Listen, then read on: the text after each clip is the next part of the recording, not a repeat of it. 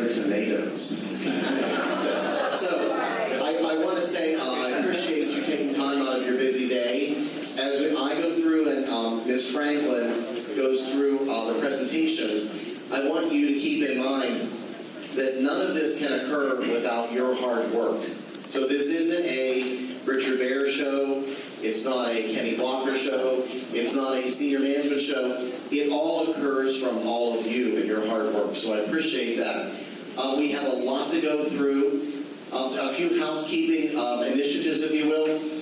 People that have the index cards, Katie and Carrie. So they've got their hands raised. Oh, I'm sorry, and Terry have their hands raised. We're going to pass out index cards, and at the end of the meeting, we'll be answering some of the questions. We can't answer all of them. We expect a lot of questions. We'll stay after to individually answer some of them. But those questions that are appealing, if you will, to most of you, of interest to most of you, we will address those questions. So we'll pass out the index cards. If you write your question, we'll go through, we'll choose those. We'll try to answer as many as we can at the end of the presentation. I'm Richard Bear, I'm the district manager, and I want to say good morning to you all again. I want to get started because we do have a lot to go through. As is my way is to understand you all. I hope you want to understand what's going on in your district government. And there is a lot going on. So we're going to start with a few updates as we have at the last two Momentum meetings. First of all, Calumet Grove. Calumet Grove, you may recall, there are a series of sinkholes on public and private property up on McLaurin and McAlpin in District 4. So recently, as of yesterday, a notice of commencement of construction was awarded by the Department of Property Management, Sam Mortonby staff, and we have actually work that has begun to reconstruct the outfall system within the rights-of-way of McLaurin, McAlpin, Locustwood, and Calumet, and down that outfall into the same pond. Why is that important? Well, it's important because many of you actually are part of Community Watch. Many of you get questions. I want you to have a general awareness of these major projects. This is an all-in insofar as the routing work being done, the new stormwater collection system being laid. This is a $1.4 million project. So about $950,000 has been awarded to Sirocco, the construction company doing the actual work. So it's a large project. We have a new member of staff, Jackie Jackson. Jackie, I'm going to raise your hand, who is the project manager on site. And we're happy to have him. We kind of stole him from Sumter County. So it's a good thing. Okay, so I don't expect you as we go through these to remember all this, but I want you to have a general awareness. So when a team member, a resident, a customer asks you a question, you have a general awareness. Not like, I don't know. They don't tell me anything. I'm telling you something. Okay. 468 Fire Station.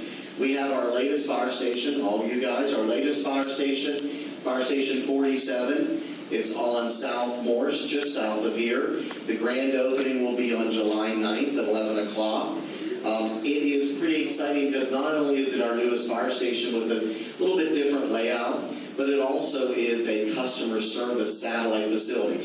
It will be a hub for things like ID renewals, things like gate card replacements, utility payment, payout questions, bond issues, also taking in the applications for the various community watch programs. Now, they won't do the work out there in the truck on foot, around the houses for the home check programs and whatnot, but the intake office portion will be through the administration office and also at this new satellite facility. So hopefully you'll be able to drive by or get by. It's a very nice facility, the newest of our district facilities.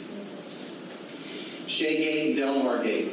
Shaygate, after I lost a couple pounds of flesh going through the process, Shaygate is our only man gate that does not have a bathroom. When you think of our core values, you all know what the core values are, and you think of employees out there walking day and night down the side of the road on Griffin in a ditch to a convenience store, not really what we would think that any of us want to do at any stage in our life.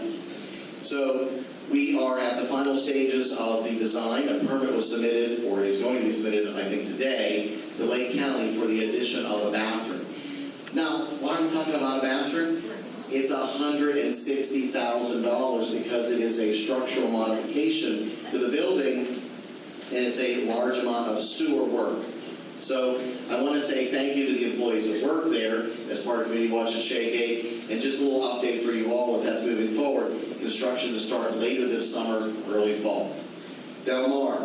Del Mar was another issue where we have the unusual circumstance of having the entry gate into the villages away from Spanish Springs with only one lane, and that lane is far from the actual gate attendant.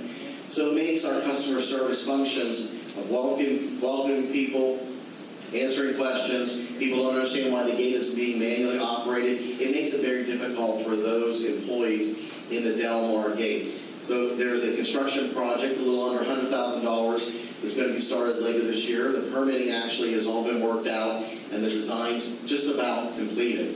It will add the construction an additional inbound lane into the villages and widen the sidewalk so it's an ADA compliant sidewalk. That's what's going on there. Parr Fire Station. If you've been by Parr Drive and seen the Parr Fire Station, to accommodate larger vehicle ladder truck, we're actually doing a major addition to the Parr Fire Station. This is well over $1 million addition. It will accommodate that bay as well as a total remodel of the interior of that Parr Fire Station. The planning that goes on insofar as our fire service to make sure that we maintain that 4-minute, 20-second mark for response is provided as one of our core services is really something that we hold close and dear to our heart. So this is, again, a commitment to that service level. The wayfinding sign project, those are the reflective signs that are the manual uniform traffic control device compliant signs that people will have on the multimodal paths, about 84 signs that are being installed with new base foundations and all to make travel, especially in the evening before dawn, a little easier for people in the golf carts. So that's actually underway. You see a number of signposts going up. We've had a whole number of questions. Mr. Baird, Mr. Wardenby, other members of staff, the posts are up, the foundation's in. Where are the signs? Well, as you can probably figure out, the foundations go in, the posts go up, and the signs go up. So now you know the answer to that. Growth and villages expansion. 70 square miles. Who would have thought that we would be 70 square miles, roughly 130,000 people, 67,000 just about household rooftops? Pretty amazing. For those of you that have been here a lot longer than me, just under 2 years, you've seen tremendous growth. You also know from reading in the paper and hearing what is coming out in Districts 12 and 13. District 13 was stood off August 9th of last year. Then we're going to have another 70 square miles south of State Road 44. So the area south of State Road 44 will actually be slightly larger than north of State Road 44. Pretty amazing, amazing. When you think of the state of Rhode Island, I'll give you a homework assignment, overlay that state on your villages map, and you'll see just how much bigger it will be in 20 years.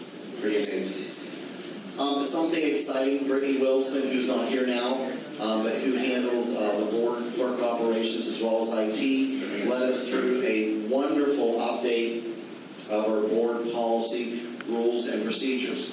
I know that's a sexy title. Many of you look very excited.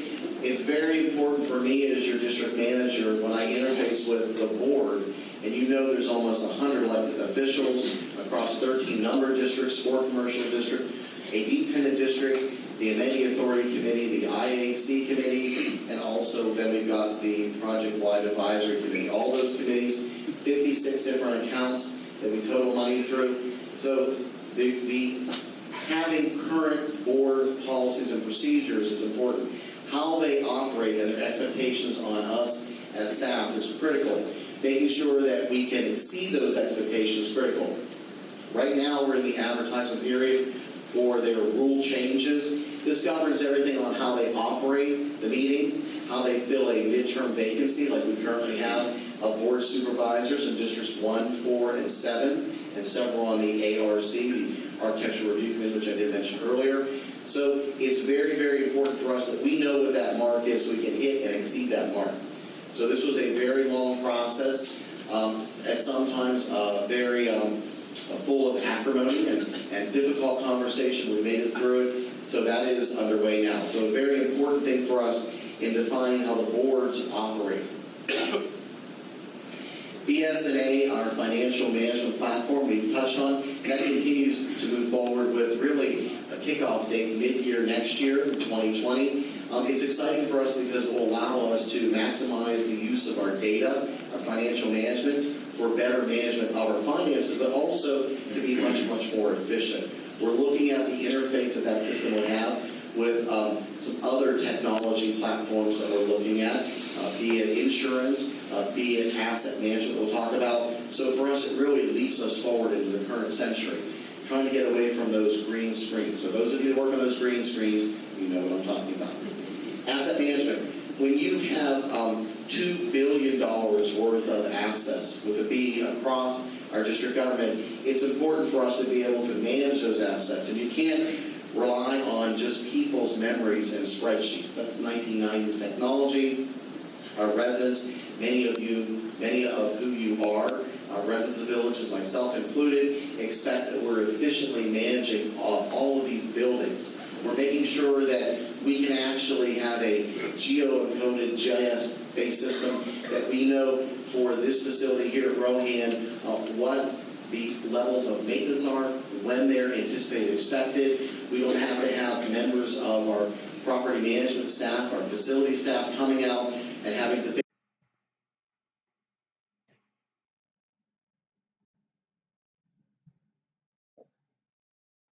think, do I have the right plans? Do I know what filter do I, because you have all of these buildings. This system will enable us, a GIS-based system, to manage all of our facilities in a way that we are able to predict and compare and contrast what is happening facility to facility. Why is the energy use at Rohan so much more than perhaps at a similar floor plate facility? Now, I'm not saying they're propping the doors open for you for your recreation managers. That's a joke. So a very important system. GIS is really going to be the foundation for asset management. That's geographic information systems. It's a geocoded like a street address for every single data point. Associated in, if you will, a platform layer of like data points and like infrastructure.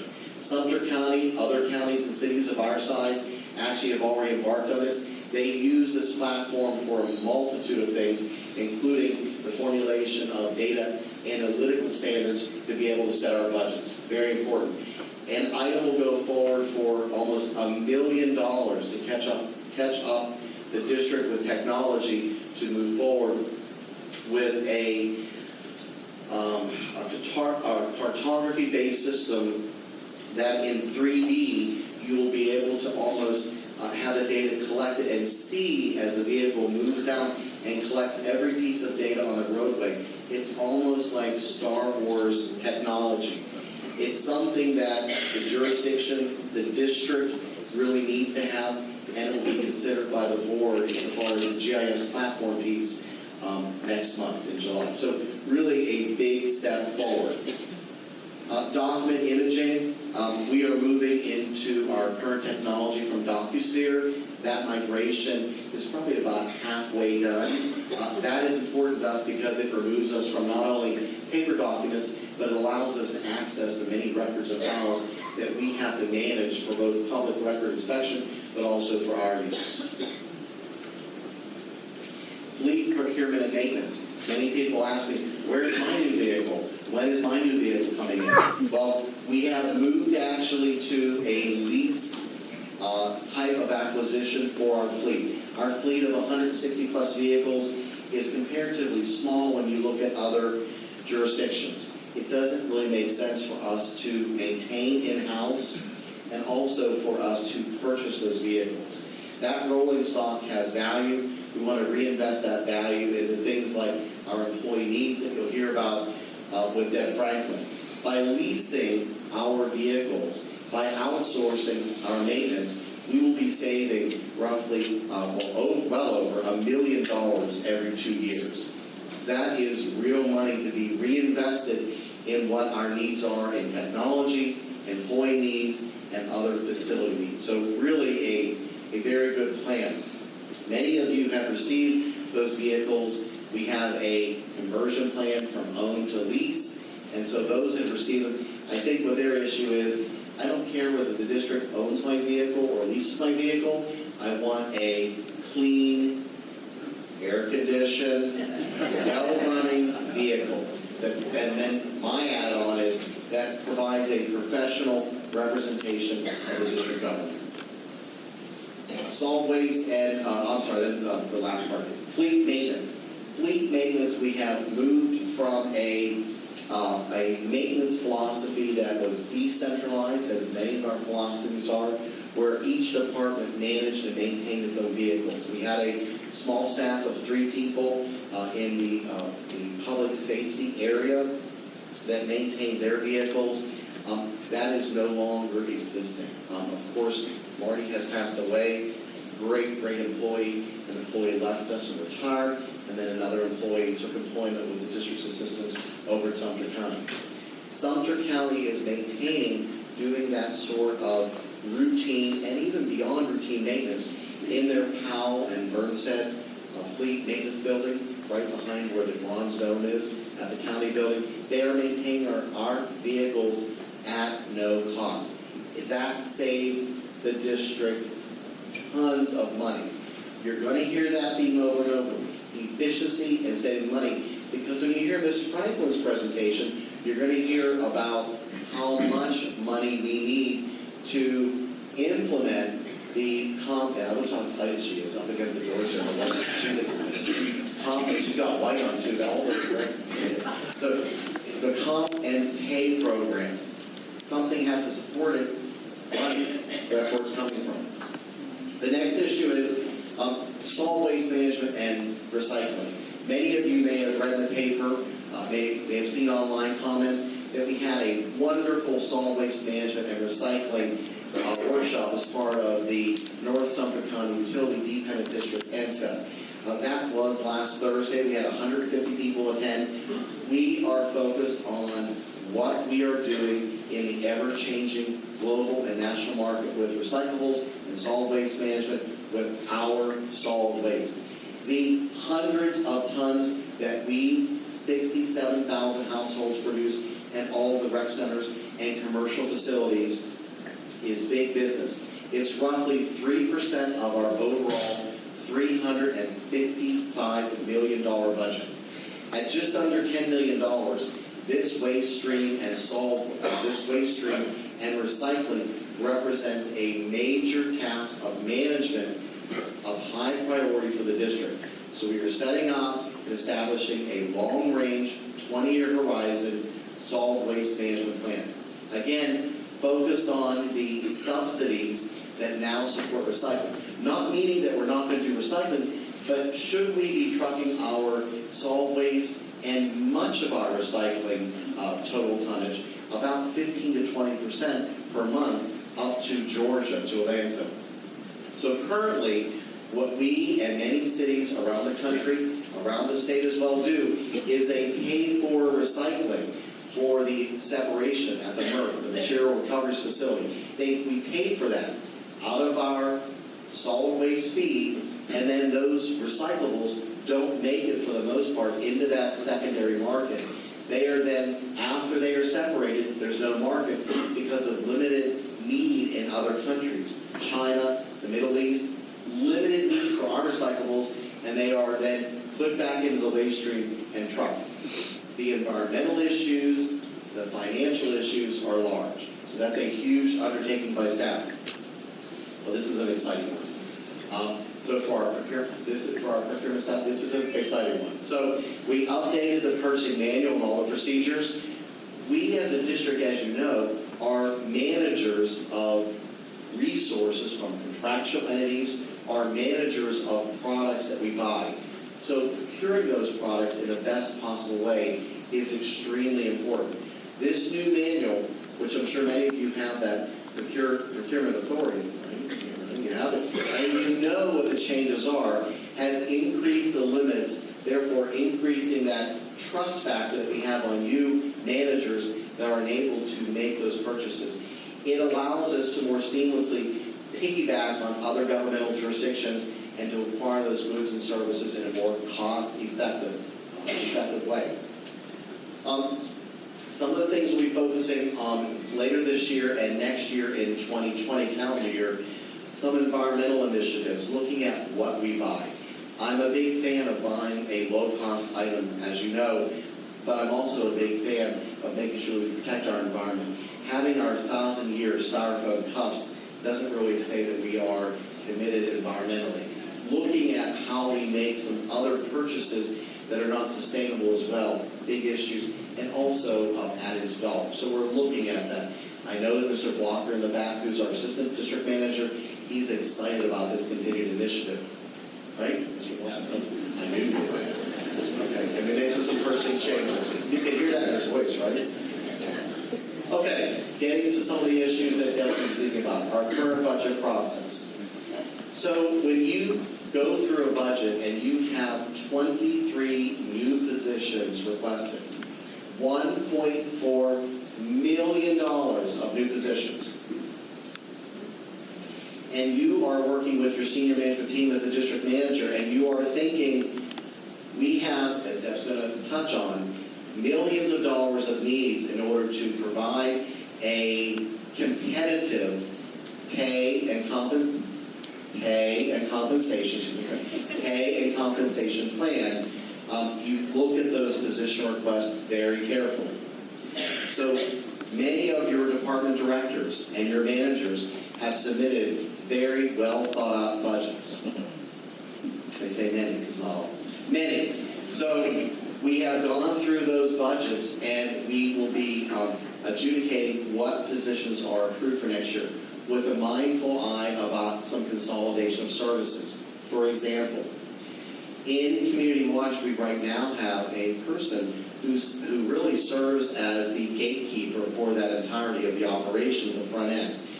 We mentioned earlier that some of those services, those home check services, those adult care services, are being also applied for at that Community Watch location, right there next to Key Largo. So we're now going to do that as part of the customer service function. Removing, for example, that tax or those tax off those employee will enable us then to make that more of an operation that is focused on what their core functions are, providing those services. But the paperwork, the reception issue, is something different than we're able to, as we've set up the new satellite facility and hired staff there, and as we continue the customer service operation up at Lake Sumter Landing, we're able to consolidate that. So that's just one example of probably 25 different areas that we're looking to consolidate services. Now, did I say eliminate jobs? No. Consolidate services so we can have a more efficient operation. That enables me then to look at those positions and say, receptionist, we probably don't need this position in Community Watch because we're going to have Ms. Duncan's staff and her team provide that function. So as you look actually at that service that we provide and you look at the position requests, when you interface with your directors, your managers, after the budgets are presented in August, September to the board, and the final decision is made, you won't see that 23 positions are being approved. If I approve 20, or if I recommend and the board approves 23 new positions, that's the same pot of money that the comp and pay outcome issues have to be funded out of. I think you get my drift, right? Your fault. Okay. Amenity fees. Many pounds of flesh were lost with this process.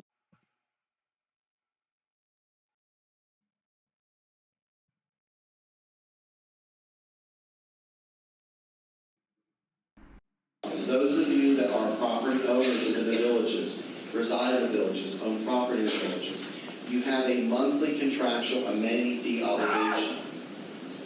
The district back in 2010 timeframe began to forgive people that reached what was called a deferment or deferral cap at 155.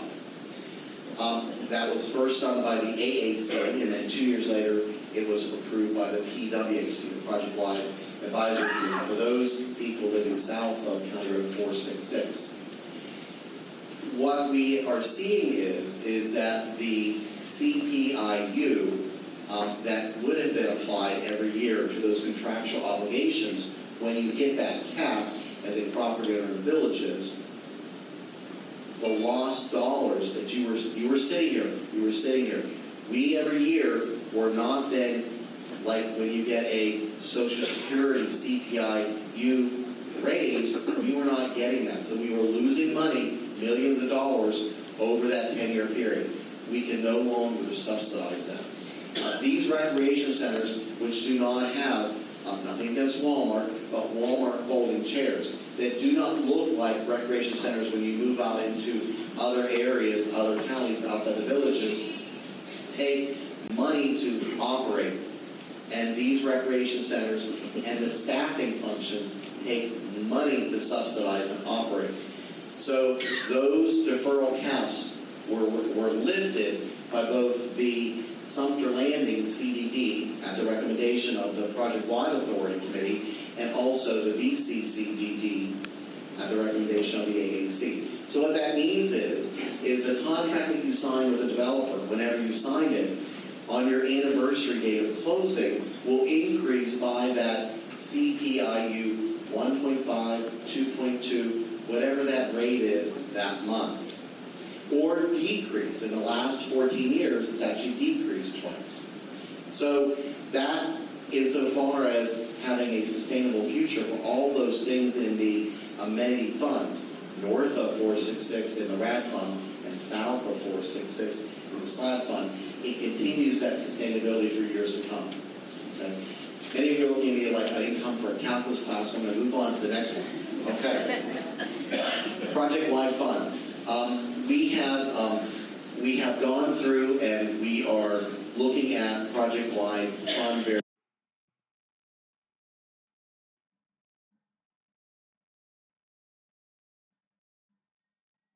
very closely. The projects, I just want to say here that we took to the board an initiative to clarify the definition of Project Wide Fund in an agreement, making sure that everything that is a part of District 12 and what will be 13 that should be in that Project Wide Fund agreement for common infrastructure. That's a common infrastructure fund for south of 466 was approved by the board. So that was a good thing. It was difficult. Many of you have been through a FICA, so Social Security Alternative Plan workshop style meeting with Deb Franklin and her staff. How many people went through that as affecting the part-time employees? So many of you. So this is a plan that we are implementing that will allow the portability of what would be the contribution that we will put in. That is something that will occur on October 1st. It will have, for the majority of people, a very positive effect. And for some of you, you will not continue to get your quarters or your credits, and that's understood. I have to look across the entirety of the organization. This represents about $500,000 that's going to be rolled back into the benefits for both part-time and full-time employees. We cannot adjust in the way that we are talking about adjusting the salaries without making sure, again, that we are operating in an efficient manner. This is a program that the federal government has sanctioned for local governments to employ when they are looking at their part-time employees. What that means for most of you is, that are part-time employees, is that you actually will be contributing the pre-tax dollars into a fund that you take with you when you decide to leave employment with the district, instead of contributing into a Social Security pool, which many of us will never have access to, and some may already be drawn from. So that's something that there's been a lot of discussion on, and that will occur and start October 1st. So I think this is what you're here for the most of you. I'm sure that you'll have some questions. I want you to understand that as we make changes and go through this comp and pay plan, it is being funded based on the efficiencies that we are accruing across those initiatives I discussed. it is extremely important that each of us understand that in prior years, we didn't discuss this with all of you. This was an issue of transparency that I and my senior management team felt very strongly that we would actually sit down and go through the thinking process. Now, we are going to have a further discussion on how we go through the specifics, because we won't present those to the board until really their August or September. And I say board, the VCCGD meeting in August or September. But I will tell you that the changes insofar as compensation and benefits will be large and will make us competitive. And we're hoping to do it, I know, I'm not going, hoping to do it over 1 year, but it may be 2. But we're hoping to do it over 1 year. Ms. Franklin?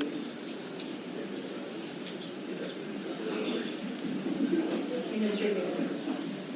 I was afraid I'd have to come up and take the microphone because he was going to give away all my good information, which my staff has to do with me when I do training and presentations. So first, I know that's a lot of information that you went through. So everybody raise their right hand. All right. I want to make sure everybody's breathing and alive to hear this information. Keep your right hand up. Put your left hand up. Put them together. That's the warmest welcome I've had in a long time, so I appreciate it. All right, let's get started. So, what's changed? We did a comp and pay study in 2013, and we implemented it in 2014. And in that comp and pay study, we increased some salaries, we addressed some positions, and then we made sure that we recognized tenure and addressed those things. So what's changed since then? In 2014, we were only 40 square miles. We had 110,000 residents, 15 districts, 77 board supervisors, resident lifestyle groups only 2,305, and employees we only had about 950. So fast forward to now, 2019, we have 70 square miles, 125,000 residents, 17 districts, 87 board supervisors, 3,075 resident lifestyle groups that we support and help.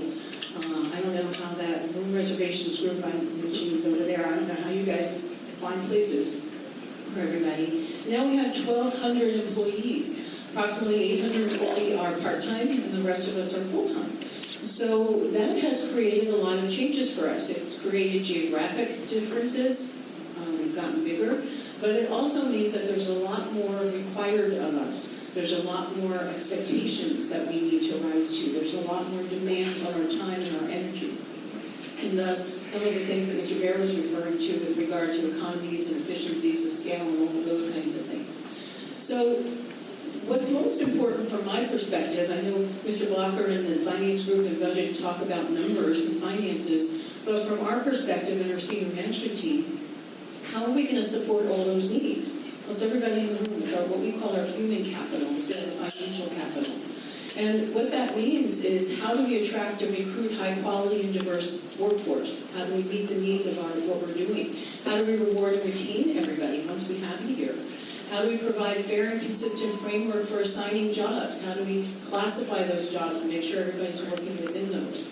What do we do to be competitive with our salaries? How do we consistently apply our pay practices across the board? How do we comply with laws and regulations that we're bound to? And how do we do that with our financial constraints of a fixed budget? And how do we do that and keep everybody enthused and excited about being here and making sure that our community is supported by that enthusiasm? So one of the tools that we use is a compensation and pay study. It's not just pay, it's full compensation and pay. And what that is, it's a methodology used to collect and analyze data regarding total compensation to help establish what our philosophy is going to be, what the recommendations are going to be that we're going to look at and want to apply for our organization, specific to our organization. So we review and update our current policies and procedures. We want to create a new job evaluation system. And we also want to look at pay structures and make sure that's competitive and keep all those other goals happening. And so what it looks like is something like this. Now, some of us, if you're part-time, you're not going to really want to worry about or think that you're going to worry about benefits or rewards and recognition. But total compensation is a full spectrum of benefits, not just pay. It's health and welfare, it's income protection, it's wellness. How many people went to the health fair this week? All right, good. I know I saw a lot of same faces. So it's providing programs like that, wellness programs, rewards and recognition. Performance management is going to become more meaningful. We're going to look at different types of awards that we recognize, not just our life-saving awards and things like that.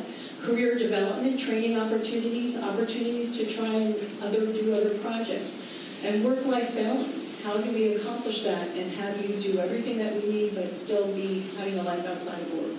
So those are the things that become our total rewards package. And for our part-time staff, that might just be the pay that you're interested in.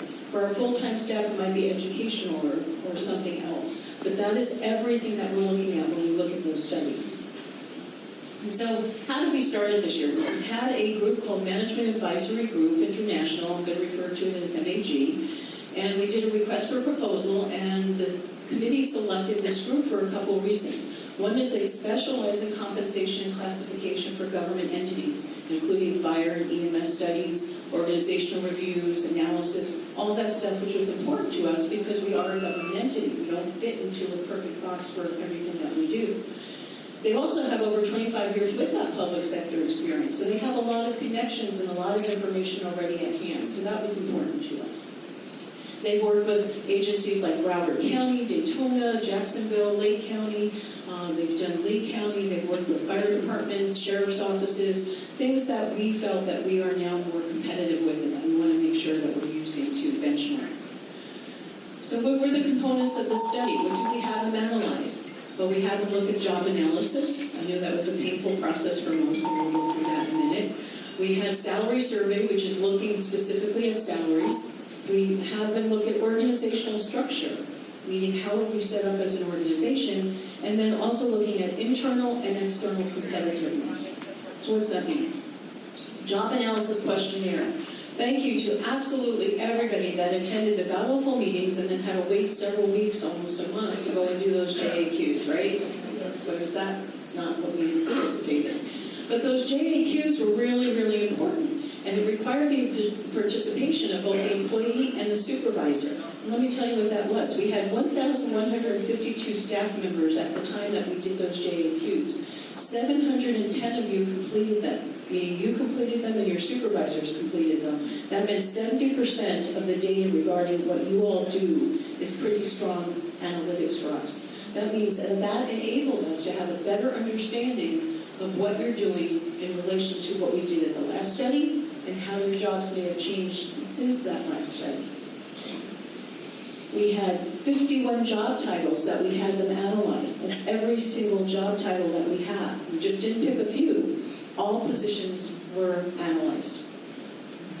So in some of those analyzation, when you went through that JAQ, you had to get your information together to put together how much experience or education you thought somebody would need to do their job, how much complexity of work it was, was it safe, what kind of things did you need to be able to hear and see and feel and all of those things, what kind of judgment was required, did you work independently or did you have to work under the direction of somebody?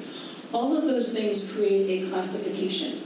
And all of those things put you in a ranking of positions from level of intensity to independent judgment and all of that. So that's how we rank our positions. That's how our pay grades get developed in there. Then we had them do a market salary survey. And that meant that we had to work with them to identify, select, and then solicit comparable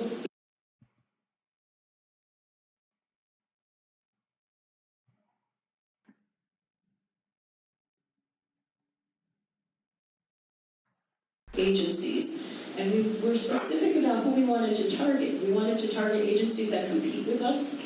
We wanted to target agencies that were geographically competitive within our area, and not just local, but our fire department staff, they come from all over, so we're looking at some distance as well, not just right here. We want to look at structures that are similar to ours, because we're CDDs and we're very unique, and not everybody does what we do, so we had to look at some differences that might be similar to ours, and attractive to the staff for any other reason that we could think of. So that's what we ended up working with MAG on. So we tried. Excuse We targeted specific agencies. We looked at counties, because based on our size, we're now similar to a county, not just a small little city anymore. So we solicited information from Alachua, Citrus, Lake, Marion, Osceola, Seminole, Sumter, and Volusia counties. That was important to us. We did some cities. We did Clearwater, Gainesville, Jacksonville, Lakeland, Melbourne, Ocala, Orlando. You're saying we don't compete with Jacksonville, but some of the things we do are similar to Jacksonville. Some of the things that we do are similar to Ocala. Might pertain to your specific position. It might be something else. And we also looked at other agencies that might be similarly structured. School boards are one of those types of agencies. Hospitals are one of those types of agencies. And hospitals and school boards give us those administrative positions, our budget, our finance, our administrative staff, things like that. And then the ONET, well, if we couldn't find anything on something, we went to the ONET, and that's the government puts together their own huge database that gives us information not only on local, but geographic. So you can look at a position and say, what does it pay in Gainesville or Ocala or the villages? So those are all the places that we got information back from. The third step was to look at our organizational structure. And Mr. Bear has already referred to some of that. That is where we're looking to consolidate and look at efficiencies and effectiveness. Where can we streamline and reallocate positions or do different things? That's going to help us be able to get, like he referred to, some of the dollars that we need in order to do what we want to do. And you'll see that at the end. I could have told you this at the beginning, but I just wanted you to hear all this. Step 4 was evaluate the internal and external competitiveness, and that's not just the pay, it's just not salary alone. It's looking at our benefits, our health and welfare benefits. How much do we charge versus everybody else in the world charge? Right now, our employees, our full-time employees, don't contribute for their single coverage.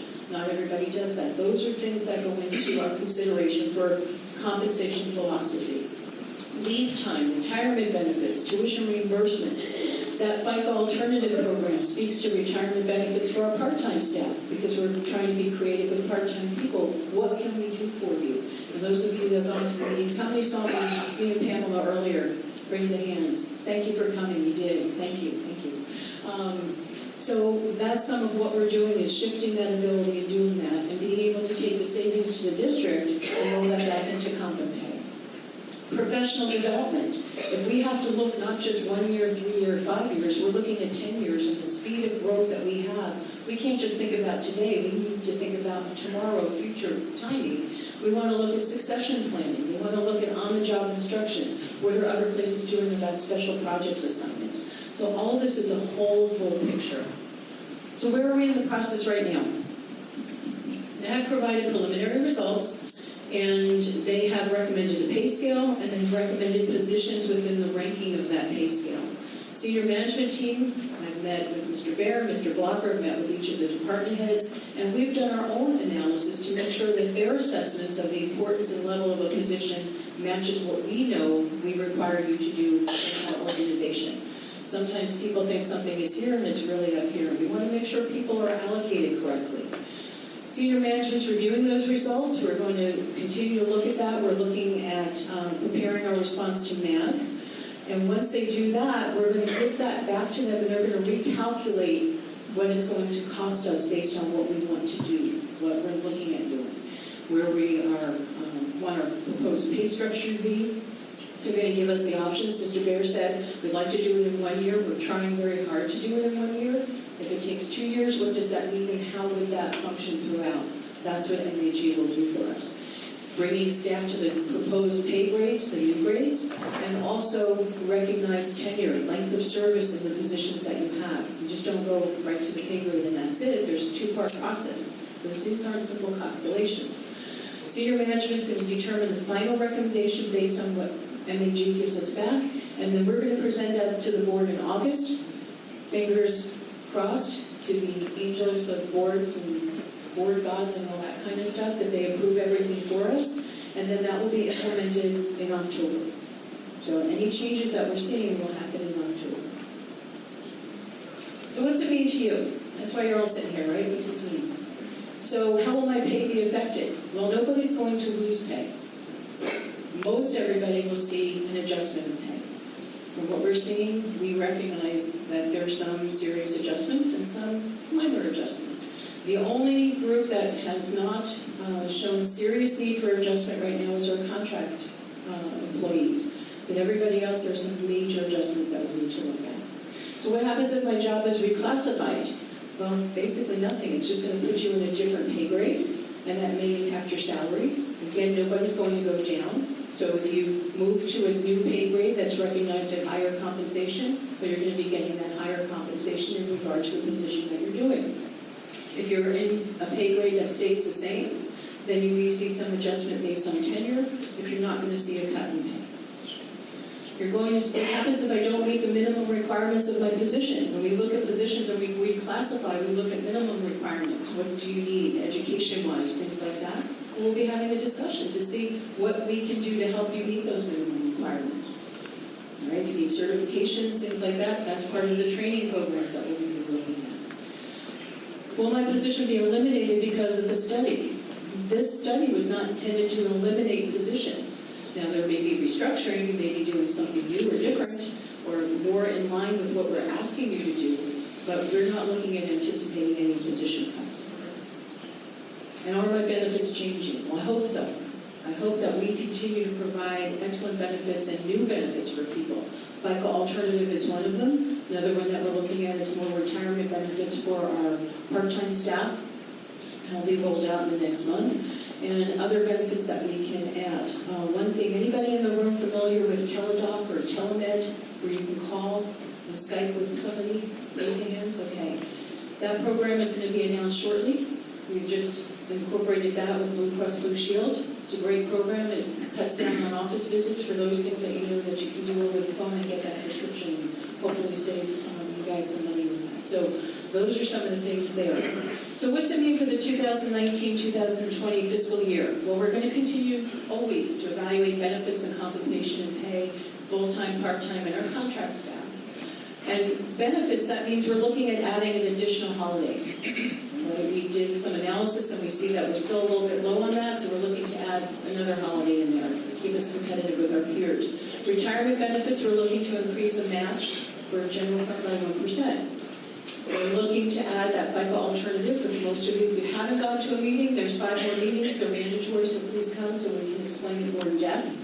Tuition reimbursement, we're looking to increase the level of reimbursement. If we need to have highly qualified people and we want to have that succession planning, we need to make sure that we have given you some additional support and benefits with regard to gaining the education that we're required.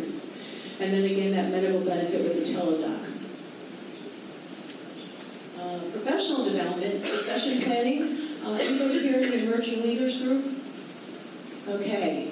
This is a group that did a pilot program for us for training and has decided to stay on and work with developing projects and different special project assignments and giving us some input. This is how we're going to start developing the future. Sad to say, but I'm not going to be here in 10 years. Hopefully I won't be here in 6 years. So I need to now have somebody behind me to carry on the traditions and keep things going. That's for everybody. So that's what we're looking to do, is focus more on those mentorships, those emerging leaders, on-the-job instruction. Everybody, if you look to the right of the room, the videographer over there is Angela Patillo. She's our new training administrator, and she's coming up with some great programs. She's met with almost all the department heads and doing assessments on what we can do from the district side to help get these programs and initiatives moving. And then looking at special projects assignments, where we might say, hey, we need 5 or 6 people from X amount of departments. We have this problem. We want to hear from you how to solve it.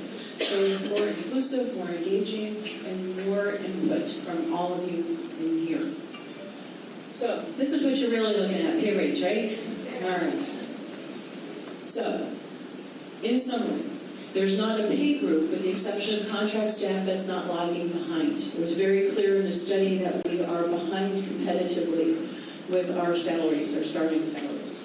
Our district manager and senior management are in agreement that we are lagging behind. There's nobody that doesn't believe this. And that the quality and level of services that are expected of this organization are such that we are making sure that we draw competitively those people that can meet those requirements and those needs. The proposal being brought to the board will bring us, if it's approved, to a more competitive level.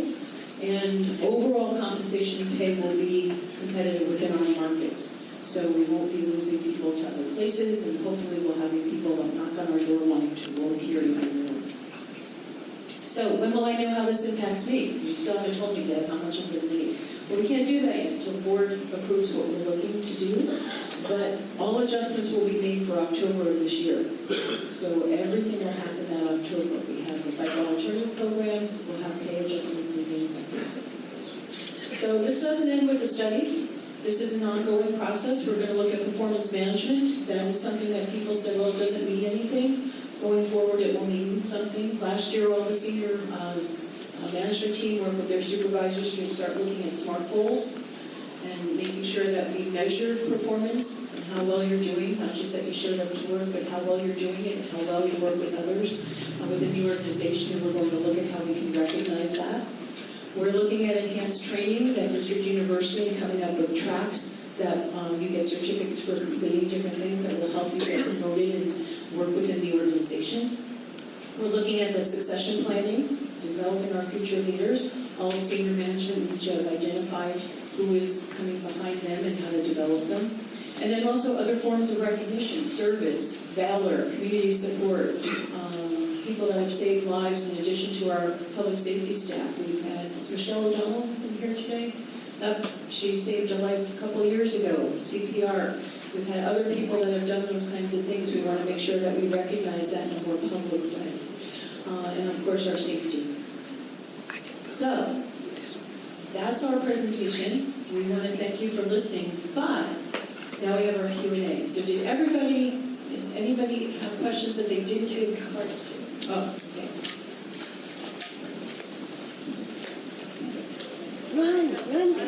So we've got some questions. The first is, what is the status of the Morris Avenue Bridge issue?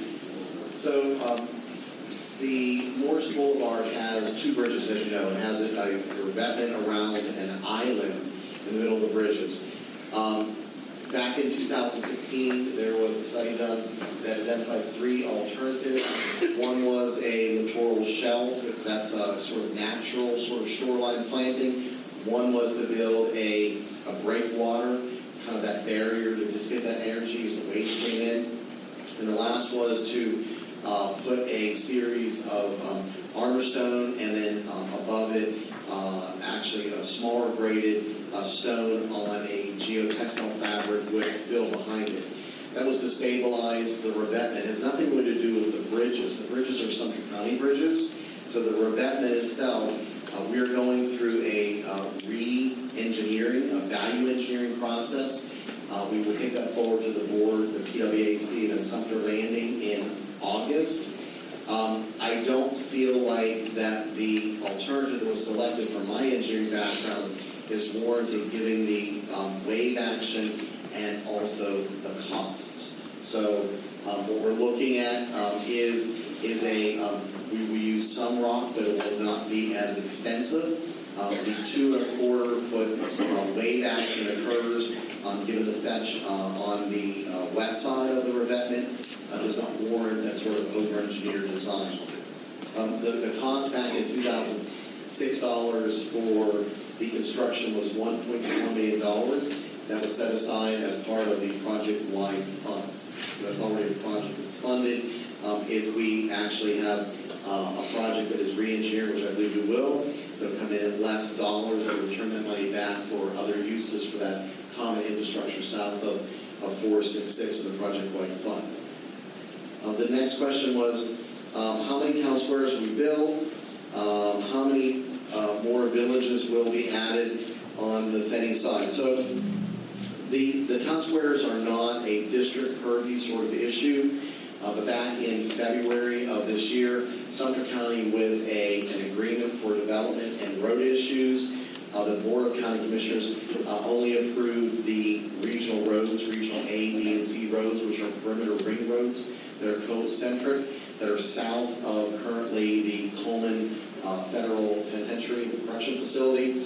And so as part of that agreement, there has to be an amount of commercial development that is equal to the average size of the three town squares, the town square and the two others. and have to be built within Sumter County. So it doesn't specify a square, but it does specify commercial development. So that's a Sumter County issue. The other part of the question was, how many more villages will be added on the Fenny site? I can't answer that because I don't know. With 70 square miles, if you take the size of Fenny, which is one of our larger villages, District 10, and Fenny are two of the biggest villages that exist, acreage-wise. So we have 13 right now. So you can kind of figure out there'll be many more because it's 70 square miles. So I don't know how big each one will be. Is Community Watch on Benita moving truck departures to new fire station? So I'm not really exactly sure what this question is asking. Who actually offered this question?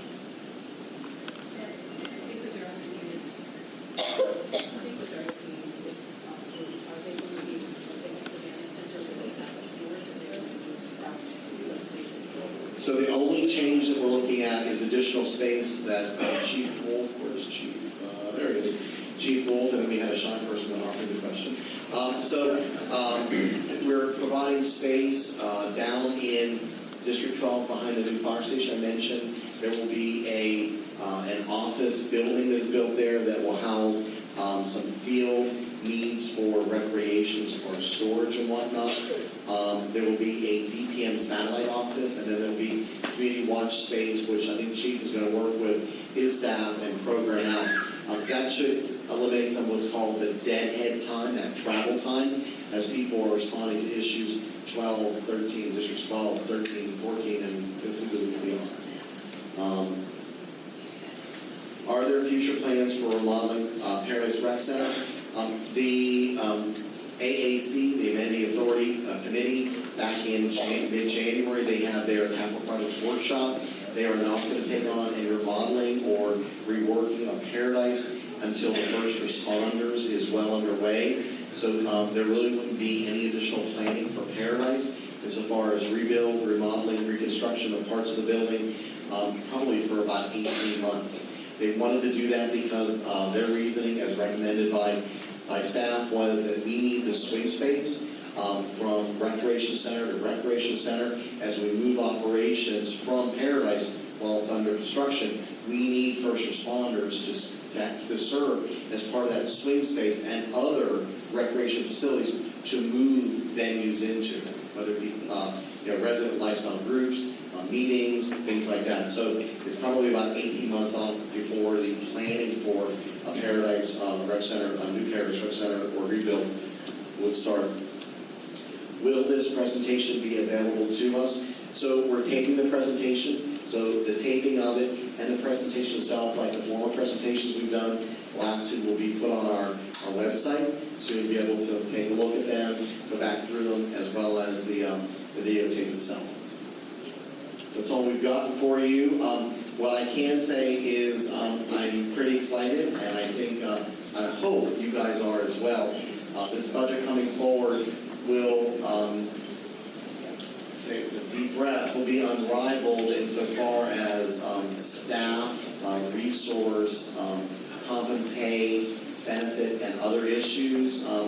I expect there'll be pushback, not from you all, but maybe some there too. But I expect there will be pushback from members of the public who think that it is a large sort of a giveaway to our employee population.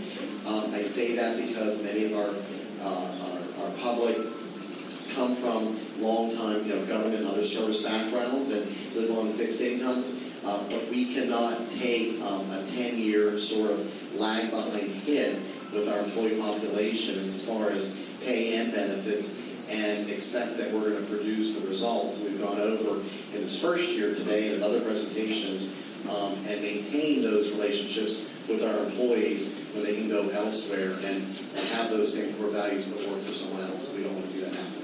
So with that, that's our presentation. I know they're passing around the sign-in sheet. Jackie, if you hold up your hand, I see you have the sign-in sheets, it looks like. So if you could just make sure you sign those. I'm sorry there was a little delay coming in. We didn't expect quite so many people, but we're glad you turned out. if you want to hear this rebroadcast, you can be back here later on tonight.